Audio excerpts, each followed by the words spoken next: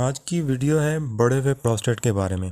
पहले भी मैंने इस पे एक वीडियो बनाई थी और उसमें मगर मैंने सिर्फ इलाज बताया। तो आज मैं बढ़े हुए प्रोस्टेट की वजूहात भी बताऊंगा और उससे एक ज़्यादा सिंपल इलाज भी बताऊंगा। आज हम बात करेंगे BPH, मतलब कि बिनाइन प्रोस्टेटिक हाइपरप्लेजियम। हाइपरप्लेजिया का मतलब जिस्म में किसी टिश्यू का बढ़ जाना। इसमें प्रोस्टेट का साइज़ बढ़ जाता है जिसकी वजह से पेशाब करने में मुश्किल होती है। पेशाब रुक रुक कर आता है। पेशाब करने के बाद भी लगता है कि पेशाब आ रहा है। बढ़े हुए प्रोस्टेट पर बात करनी है हमने, जैसा कि और एक कुदरती ड्रिंक से इसका इलाज भी करेंगे। ये मसला होता क्यों है? मर्दों की एक बड़ी तादाद बुढ़ापे में इस बीमारी का शिकार होती है। कुछ में तो ये कैंसर में भी बदल जाती है। असल में मसाने के नीचे ये प्रोस्टेट ग्लैंड मौजूद होता है। इसका काम है प्रोस्टेटिक फ्लूइड बनाना। ये फ्लूइड स्पर्म को हमवार रखता है और वेजाइनल एसिडिक इन्वायरमेंट को न्यूट्रलाइज करता है, जिससे जो स्पर्म्स ज़्यादा देर तक ज़िंदा रह सकते हैं और फर्टिलाइजेशन में आसानी होती है। असल में पेशाब की नाली मसाने में से निकल कर इस प्रोस्टेट ग्लैंड से गुजरती है और नॉर्मली इसका साइज़ कम होता है, लेकिन BHP में इसका साइज़ बढ़ने की वजह से ये पेशाब की नाली को पिचका देता है और मसाना सही से खाली नहीं हो पाता। मसाने का वॉल्यूम कम हो जाता है जिसकी वजह से मसाना जल्दी जल्दी भर जाता है और बार बार पेशाब की हाजत महसूस होती है। इस मसले की वजह है एस्ट्रोजन हार्मोन्स का बढ़ जाना। यह हार्मोन टेस्टोस्टेरोन का बाई प्रोडक्ट है और प्रोस्टेट के अंदर का oestrogen intraprostatic oestrogen blood में मौजूद एस्ट्रोजन लेवल से मुख्तलिफ होता है, तो इसे मेजर नहीं किया जा सकता।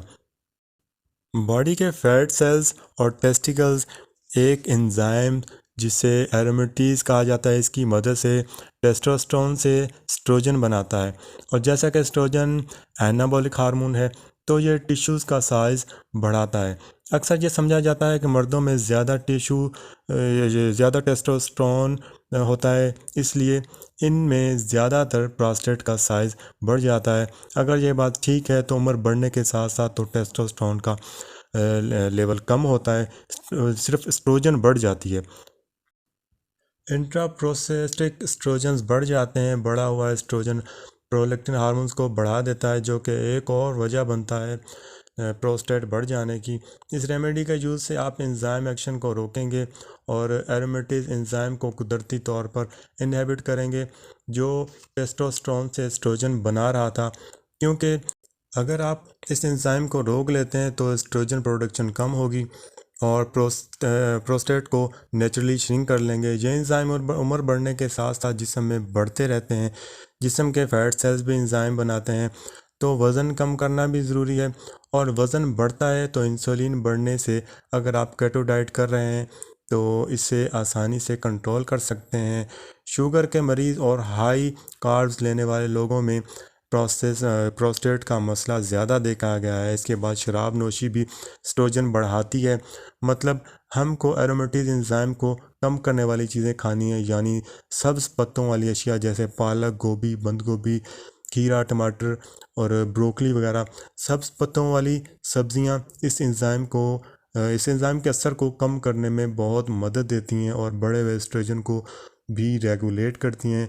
इसके अलावा अलसी के बीज, जिनसे आपको ओमेगा 3 फैटी एसिड मिलते हैं। इसके बाद ग्रीन टी में ऐसे फाइटोकेमिकल्स होते हैं जो प्रोस्टेट सेल्स को प्रोटेक्ट करते हैं। मगर जो सबसे ताकतवर रेमेडी है वो है स्ट्रेस पील, मतलब लीमू के छिलके, जिसमें एरोमेटिक एंजाइम को कम करने की जो खासियत मौजूद होती है। ये फाइटोकेमिकल्स न सिर्फ प्रोस्टेट कम करते हैं बल्कि सारे जिस्म को फ़ायदा पहुंचाते हैं, क्योंकि लीमू के छिलके में लीमू की निस्बत 5% ज़्यादा न्यूट्रिएंट्स मौजूद होते हैं। आपने हेल्दी केटो डाइट से वज़न कम करना है, इंसुलिन कम हो जाएगी और आपने क्या करना है, एक पूरा लीमू ब्लेंडर में डालकर 1 गिलास पानी डालकर इसकी खटाई ख़त्म करने के लिए इसमें खजूर, अंजीर या ब्लूबेरीज मिल जाए तो वो इसमें मिक्स कर देनी है। इन चीज़ों से आपको जिंक मिलेगा। फिर इसके बाद 30 सेकंड तक ब्लेंडर को आपने चलाना है। ये एक दिन का शेक तैयार हो गया है, तो आपने रोज़ इसी तरह पीना है। और इस शेक में लीमू के छिलके एरोमेटीज़ को कम करेंगे, इंसुलिन घटेगी, टेस्टोस्टेरोन लेवल नॉर्मल हो जाएगा। तो समझें कि ये मसला भी हल हो चुका है। तो रेमेडी यूज़ करें और मुझे अपनी दुआओं में याद रखें। अल्लाह हाफिज़।